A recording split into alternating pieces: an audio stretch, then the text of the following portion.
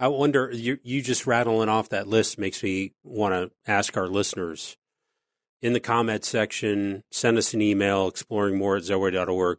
What does being dangerous for good mean to you? You know, what after hearing our explanation and our conversation, what's that? How could that look for you in your life? Yeah. I'd love to hear that.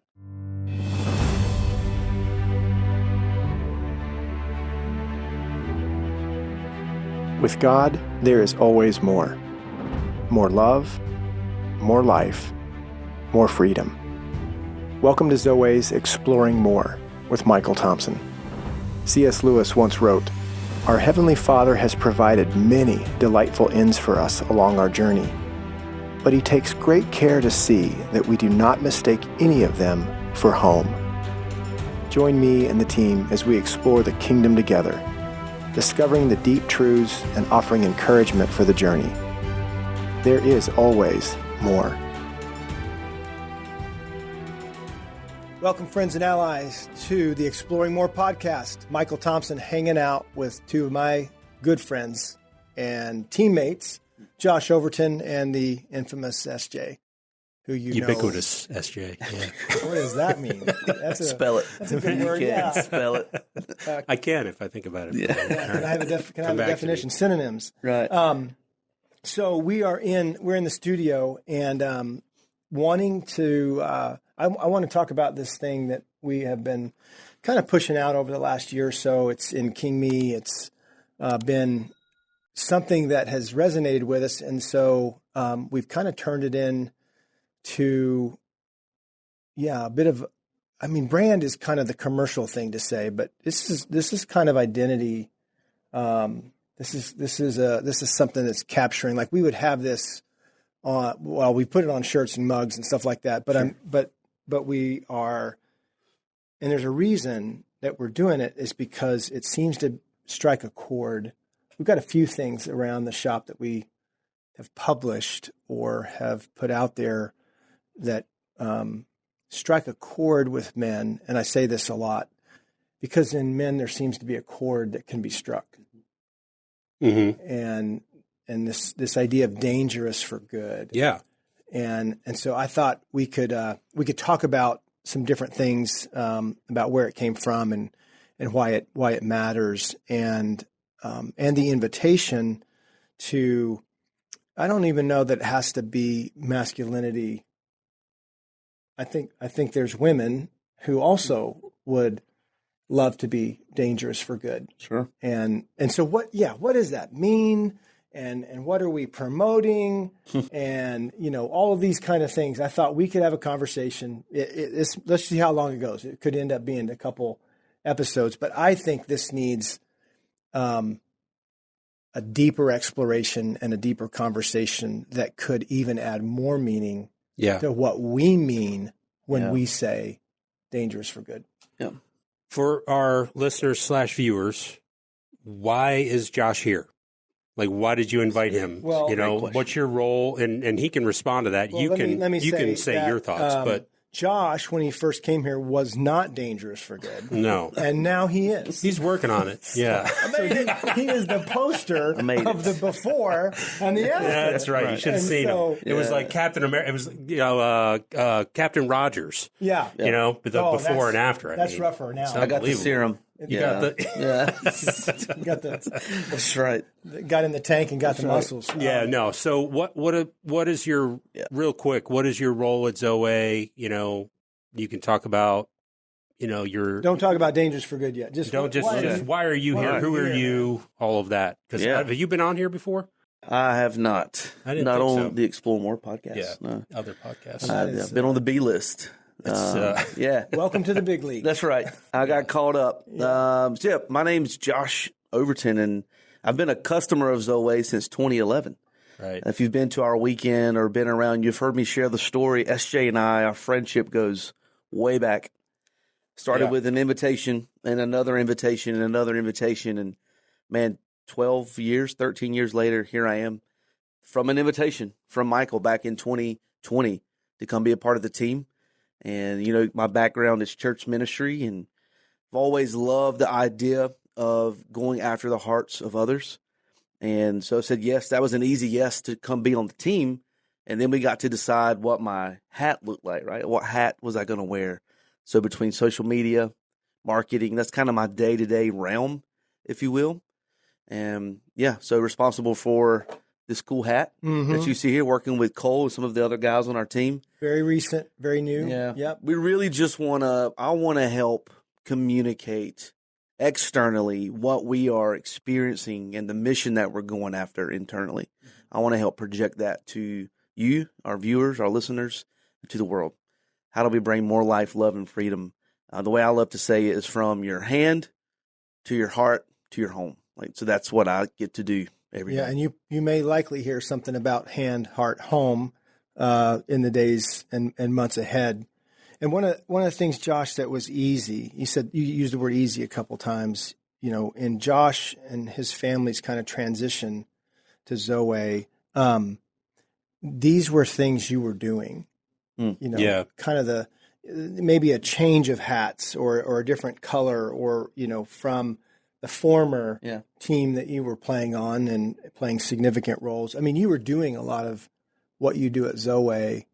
It was a part of your arsenal, if you will, or part of the balls that you would juggle or, the different things that you would play. And I think the guy based an idea for a church off of search and rescue. Right. That's true. So he's my favorite former pastor, ever. Yeah. You used to be. I'm sorry. And then Josh has I'm moved in. willing to give up the crown. There you go. That's right. And so, I want to get to some of this in just a second with what that phrase kind of lands on you. But first, if you ask me, where did it come from? Where did I get it?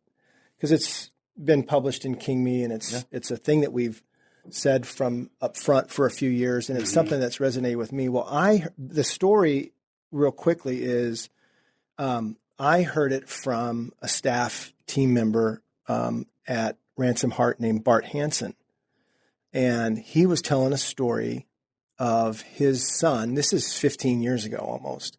His son, who was going off into the academy. I think he ended up being a Air Force fighter pilot. Yeah. I think maybe Navy. I think he was a fighter pilot.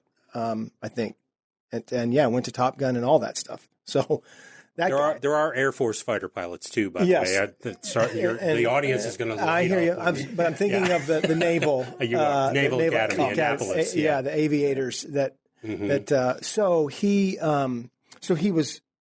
The story that as I remember it and understand it was Bart was doing something with his son where they were kind of journaling together the way of the heart and discovering what it is to walk in the kingdom together as a father and a son. So at the end of his senior year it's time to graduate. And as we talk about, man, dads, there are certain things that are kind of soft tossed into your world regarding your sons and daughters. Capitalize on those, try to make an event, especially out of an event. Right. So Bart was on that track and he took one of the swords. I think it was a Braveheart replica sword. And he had engraved in it the Exodus 15:3, the Lord is a warrior, the Lord is his name, and maybe another passage, but then he coined. That's where I heard the phrase. Wow. That to be dangerous for good. That he was releasing his son into a world that's dangerous. You be dangerous for good. Mm-hmm. And so, never forgot that.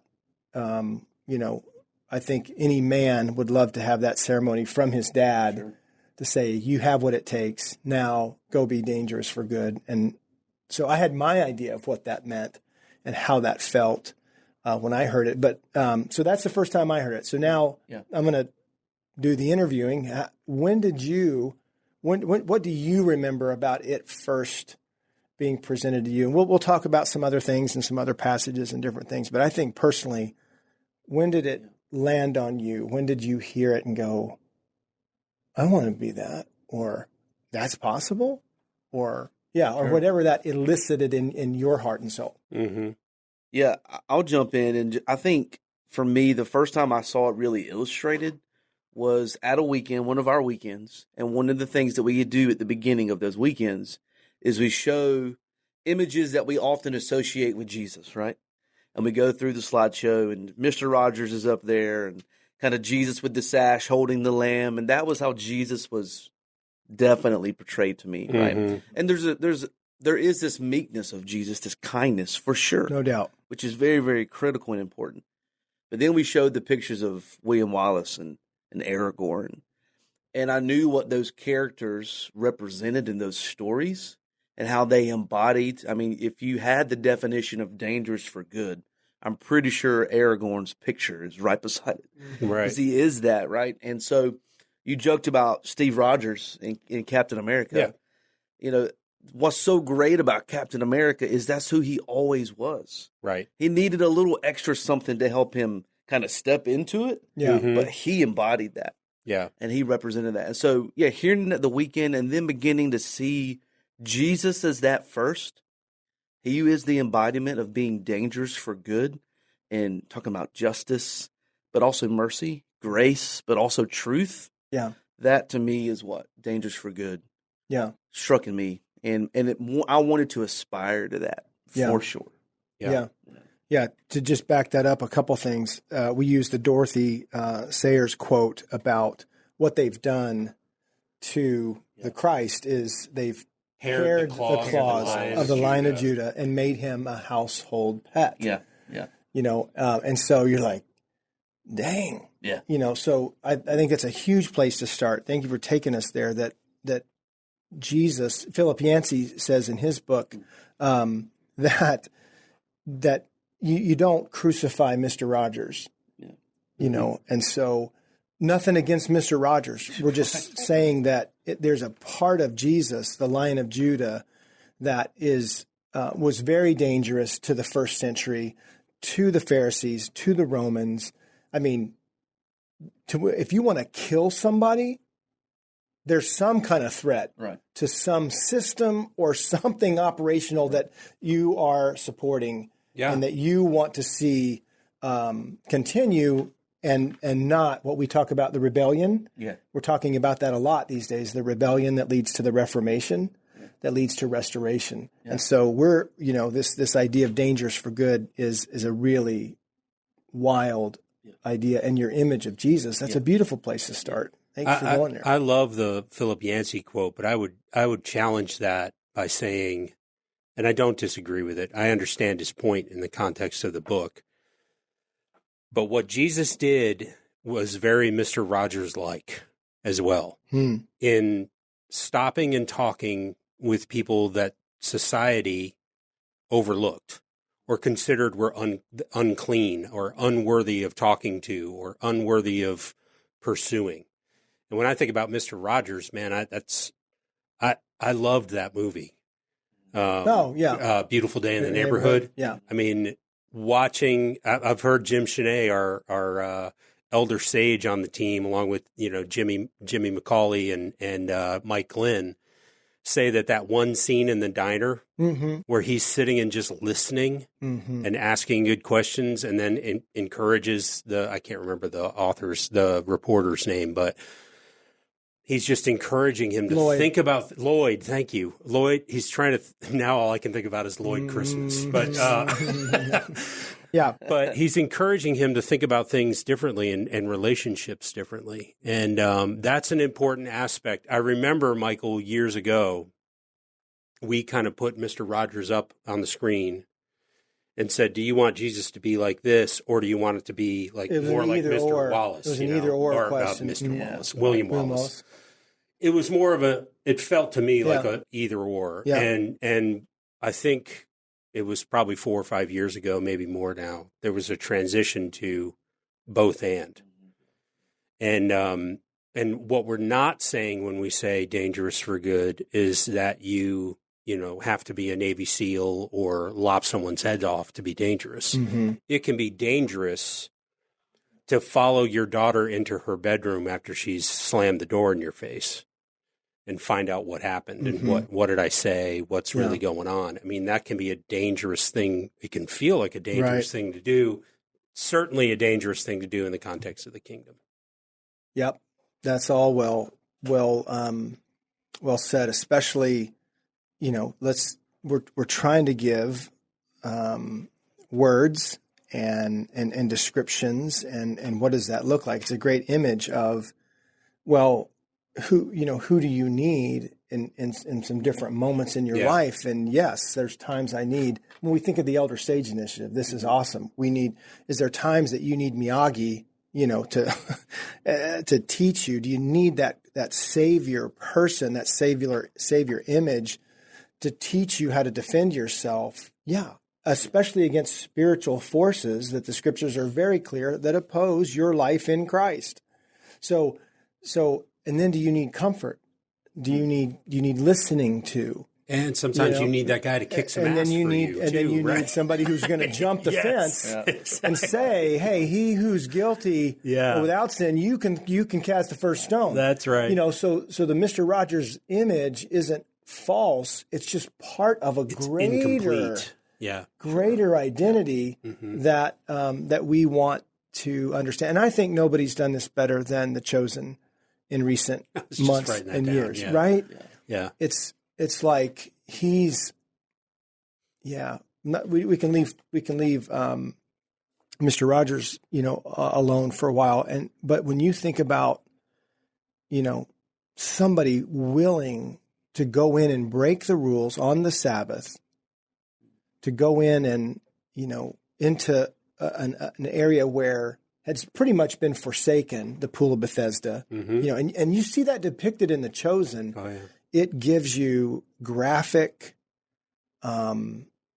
license, if you will, to illustrate Jesus was dangerous for good. And he had, if you were that oppressed Jew in the first century, or you're that oppressed North Carolinian in the 21st century, or you just, that he is strong and he's kind. Sure. I'd like to add that to what is dangerous for good to look like. It's strength and kindness somehow, mixed together in a way that, can be fierce depending on the moment, and soft depending on who and the moment.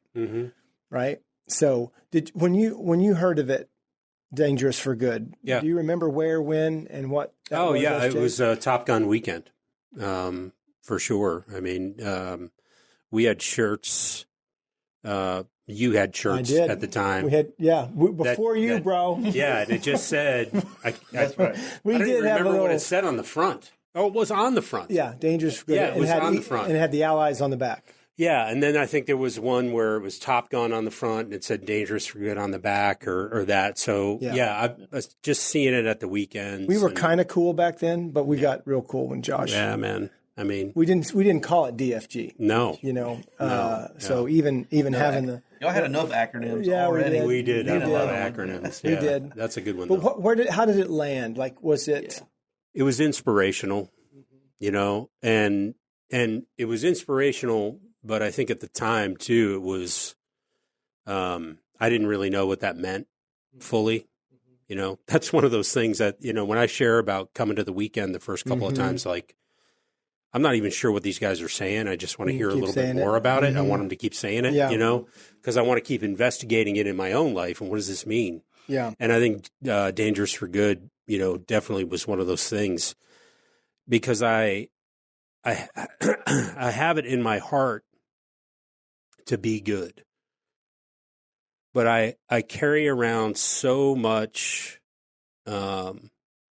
baggage and misinterpretation of what good means that I've had to be on a journey for as long as I've been involved in this message, 2009 or something, of what does that even mean?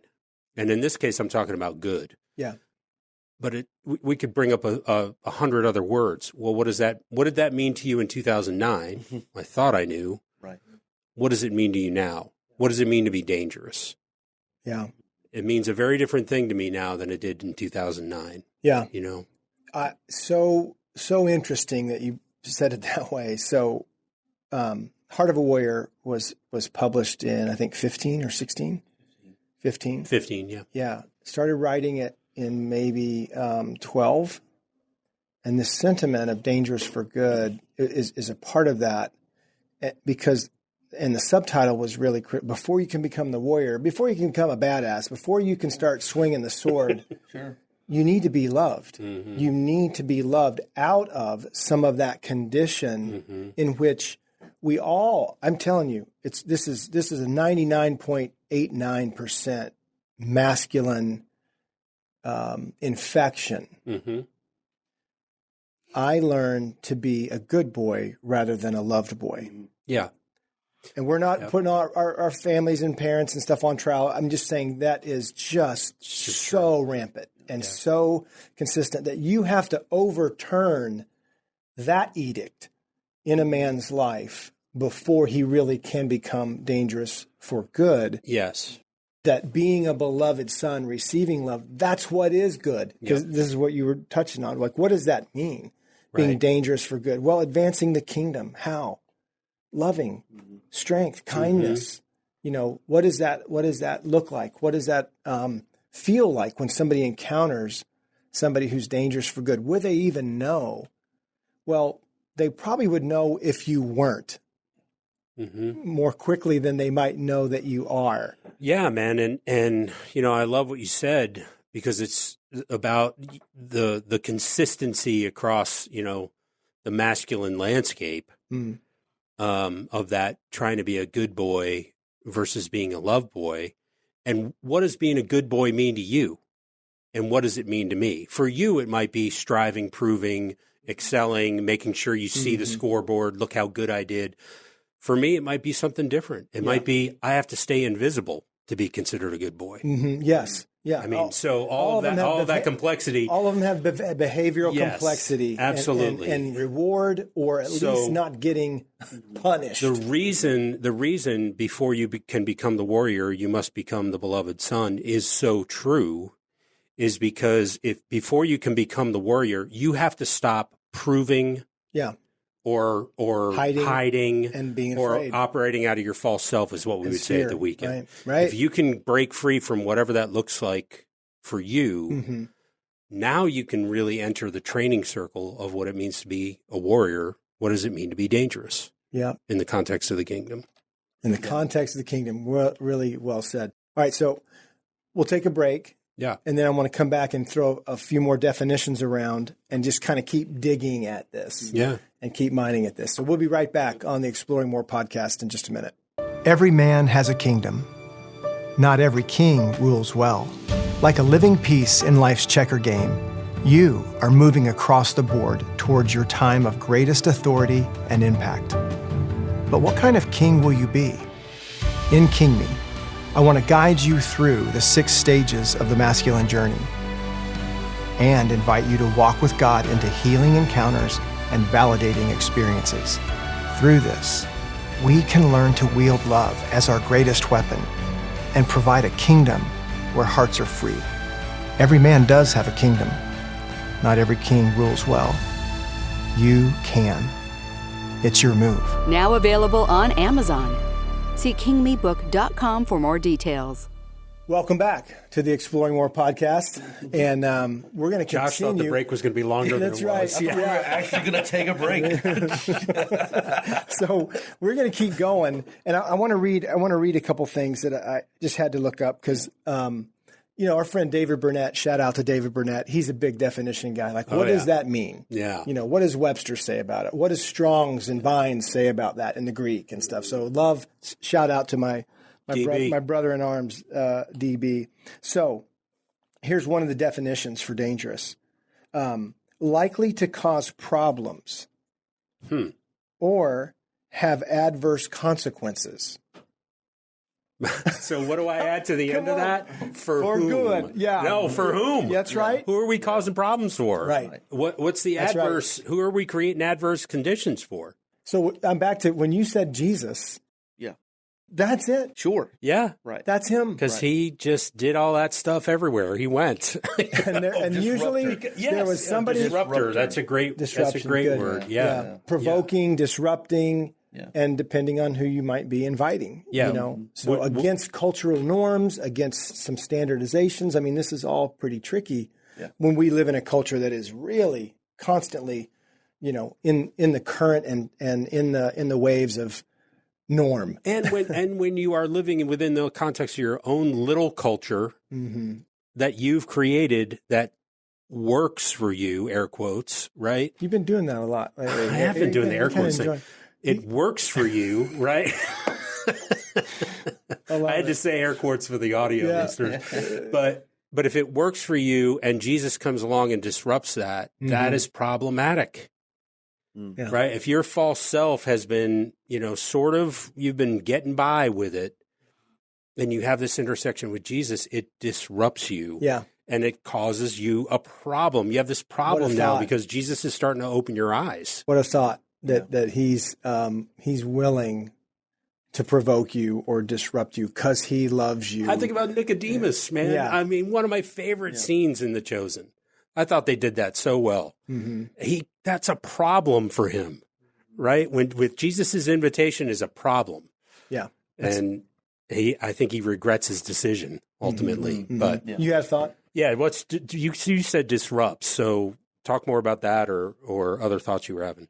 Yeah. I mean, I don't want to turn this into a different direction. But what I find so interesting is that we are championing this mantra of becoming dangerous for good in a time in our culture where masculinity is so assaulted. And man, you're not if we polled our listeners, what does it mean? What does it mean to be a man? What is masculinity to you? I would love to know the results, the responses. Yeah. That, right. But when you add the word dangerous to that, right? When you add the word Christian to masculinity, I mean, we're seeing it in our marketing. We're having these conversations now. Yeah. We're using some of that language in our marketing, and the responses that we're getting are so offended. There's so much offense there. And so I think I bring that up because I think it's so important that we're having this conversation. For a young guy, 35 in December, married, 3 kids, man, I'm in the throes of trying to figure out what is a good man? Yeah. What is a good dad? What is a good husband? And trying to find permission to explore that. Yeah. So that's where I'm at.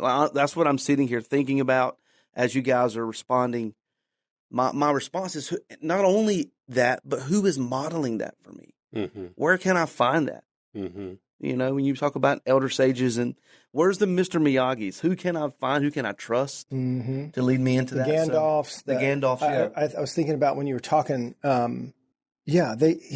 Dangerous for good. He may lead you into something difficult. So the goal is not to make it easy. Right. Jesus promised trouble. Now, if you're that's right. I mean, you're right on. If somebody is younger, and you have younger kids, Josh, you don't want to be exposing them to, the danger of reality. There was I just finished watching Single Light. Is that it? Single Light? It's the Anne Frank story. My daughter Hannah and Robin and I were watching it. Oh yeah, you mentioned that the other day. Yeah, and so good. And it's about the people. It's about the Dutch, the people that were hiding them. So the episodes are not really about them, even though they're in the story significantly. But it's about the ones that were hiding them in the hiding place and what they were doing to feed them and the groceries and the extra ration. Small light. Thank you for clarifying. Small light. And so, I brought that up. That's dangerous for good. These people are trying to maneuver in the undercurrent of Nazi occupied Holland. Yeah. So this idea again about good versus loved, and or here's another example when the Beavers when Susan Pevensey asks is Aslan is this lion safe? Yeah. No, he's not safe, but he's good. So all of the trials and struggles that were promised and that are really a part of life, and yet do we do we wield, I'm going to transition a little bit. Yeah. Do we wield power and authority well? Because back to your cultural masculinity on trial, and has been found, and I think rightfully so, in a very broad and general sense, guilty as charged. So the reputation of, I'm talking about all masculinity, not all men. I understand. And you can bring the church right into that whole space, because there's nothing more scandalous than a pastor or some religious person known for their faith going down in flames. Yeah. And the reputation that brings as dangerous, hypocritical. Yeah. It's the sword in a hand of a man who doesn't know what to do with it that's dangerous in not the way that we're talking about. Right. So when we're talking about men that are oriented, understand who they are and whose they are. So and you're, I'm going to be 59 soon. I'll be 53 in December. 35 in December. So I'm glad you said that. 25 years between us, almost. Is that right? Dang. Yeah. 25 years. He was born the year I graduated from high school. Yeah, man. So, that's crazy. And you were in college. Yeah. In that 25 years, news and reporting and media outlets, in that span between when you were born and I was 25 years old, we went from 3 channels. You think, my point is, are men screwing up more, or is it being reported more? Oh, I'd say it's the latter. They're being followed more. We have. That's why we fill the landscape of headlines. Unfortunately, and we know the statistics because we use them at our weekends, and it's part of why we love doing what we're doing in this rebellion against passivity and against. Even the Pharisaical. I mean, there's things it's against even an aggressiveness. Yeah. That dangerous for good. I think it does feel like an aggressive idea, but in many ways it goes back to no. This is about learning how to wield goodness, power, and authority, advancing the kingdom. And if we do it right, the result might be that. Masculinity, well, maybe it could be restored to a place where strength and kindness, is again the trademarks, the hallmarks of what good men are. Yeah. What they do and what they are. Yeah. And so Dangerous for Good has just, a deep place in our battle cry against the kingdom of darkness that has been trying to, and very, very successful at using men to wound people, to hurt people. Mm-hmm. What's the Willard quote? Most of what God is up to is looking for good men and women whom he can entrust his power and authority. And the story of most of our timeline is being entrusted with power and authority and not wielding it well. That's Dallas Willard. Yeah. And Renovation of the Heart. That being entrusted with power and authority and not wielding it well. There's a myriad of reasons, but what just comes down to for me is that as a man, you reach a certain age and someone tosses you a sword or tosses you a rifle and some grenades and says, "Go figure it out." Mm-hmm. So I'm gonna steal something from Vodi Bakum. I don't know if you're familiar with him. But I'm not a huge fan of Vodi. I understand, but when he said this, it resonated with me. If you don't know the purpose of a thing, you can only misuse it. So if you don't know the purpose, he was talking about marriage at the time, but if you don't know the purpose of marriage, you're gonna have problems in your marriage. If you don't know how to lead love well in a wounding world, you are going to misuse your position of power and authority. You have no choice because you haven't been taught how to do it. Yeah. And some of that is passivity, because I sure could raise my hand and say, I didn't ask anybody, and some of that is, willful. Yeah. Just, I'm going to figure it out on my own, but that's where the nuance comes in. But I thought you were going to say, aggression. And all of it, both sides of that spectrum, SJ and Josh, are for self-serving. It's self-serving. So the consumerism. Yeah. I want it.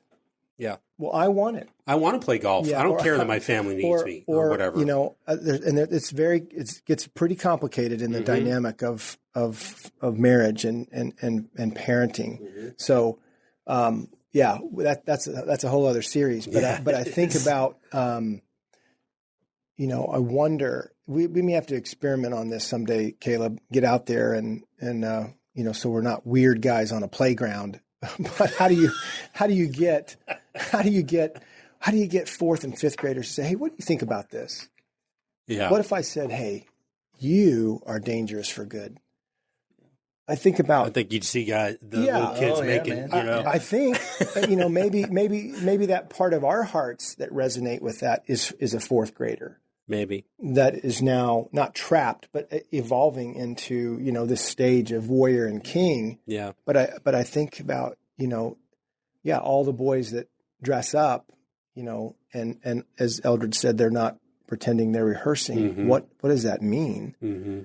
That they want to come through, they want to have strength. And eventually, as you learn how to wield it, you come to understand it's for others. So when we all the great Avengers, right? I just put that'd be my next Avengers movie. Mm-hmm. Avengers, dangerous for good. Mm-hmm. Sure. And it's overcoming evil with good. And that's what Graham Cook was so impressed upon me in this campaign, or this idea of dangerous for good. Where's all the goodness gone? Mm-hmm. Yeah. Why is it feel like evil's prevailing? Well, our answer is we don't have enough men who know who they are, where they are, and the good God's up to in their life, and therefore are dangerous for good. Maybe not perfect men, but they're good men. Yeah. Who have been loved well. So what? Yeah. They can love and lead well. They can. Yeah. Right. Yeah, it makes me think, Michael, of the way, I wasn't alive then, but I talked to people that were during the Second World War, how with a common enemy and a common threat, men and women both were inspired to rise up and say, I can't go hold a rifle and climb in the dirt in Iwo Jima, but you know what I can do? I can run a rivet gun. Mm-hmm. I can do what I can do. Yeah. And to inspire a generation the way that it was inspired. Now, look, it came with tons of collateral damage, of course, right? Wars do. Yeah.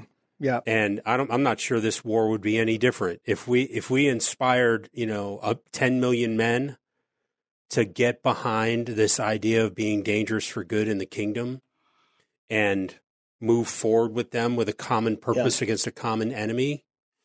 What could happen? Yes, what could happen? It should be. I think it would be glorious, SJ. And what's it going to take? Because you just don't get a T-shirt or a hat. Sure. Mm-hmm. And become dangerous for good. Yeah, I mean, they don't hand rifles to everyone. That's right. Yeah, you have to go through training. And healing. The militia is definitely one way to go, and I think we're probably more in that phase in the battle between good and evil.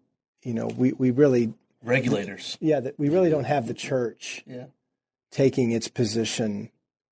Dangerous for good, that's not something on a lot of marquees, and I get it. It's back to you have to explain it, which is what we're trying to do. Right. What does that mean? And when Robin, created the listening guide, that became a tool, an instrument, a weapon that is dangerous for good. There's no doubt that to have somebody attune to you and listen to your story and empathize and give you their eyes and the things that she put in that. Yeah. Holy cow! I'm just saying I had 4 wisdom teeth taken out. Yeah. This is not about this is not about necessarily even having the podium or having the mic or right. This is dangerous for good can look a lot of very it can look a lot of different ways, significant ways. Go ahead. Well, that's when you were talking about the military analogy, 9/11. So I am old enough, but young enough to remember that, right? Yeah, what were you, And 13? it was I was in middle school. Yeah. It was the rally cry, man. Yeah. Everybody unified.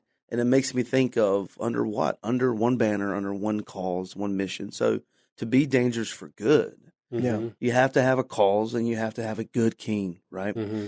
And to me, what it feels like as we're sitting here talking about it is being dangerous for good justice? Sure. Is being dangerous for good defending? Yes. Is being dangerous for good sitting across from the booth and listening and giving someone your eyes? Yes. Yeah.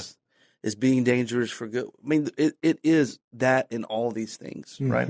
Mm. But the one unifying thing is the cause and the king, which invites you, it inspires you, it impacts you. Yeah. Yeah. And then you have a king to follow into battle, which, again, I think is just so important for where we are right now. Yeah. I wonder, you just rattling off that list makes me want to ask our listeners in the comment section, send us an email, exploringmore@Zoweh.org.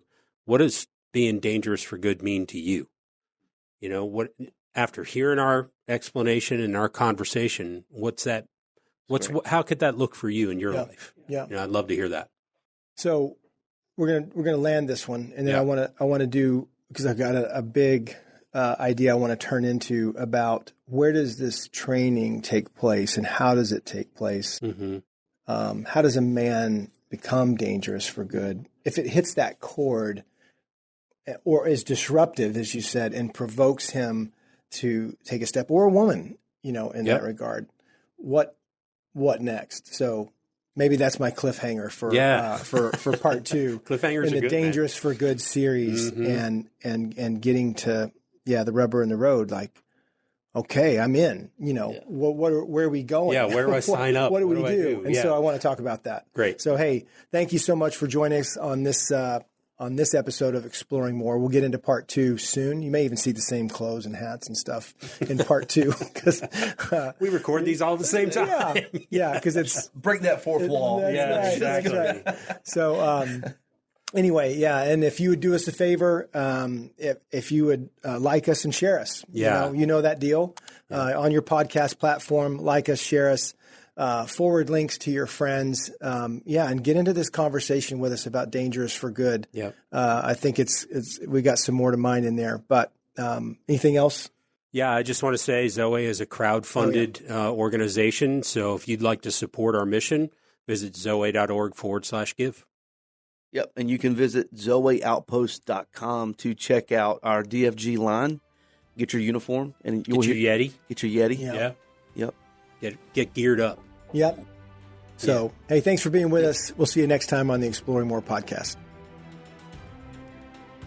We hope you have enjoyed this episode of Exploring More. The landing page for this podcast is Zoweh.org/podcast.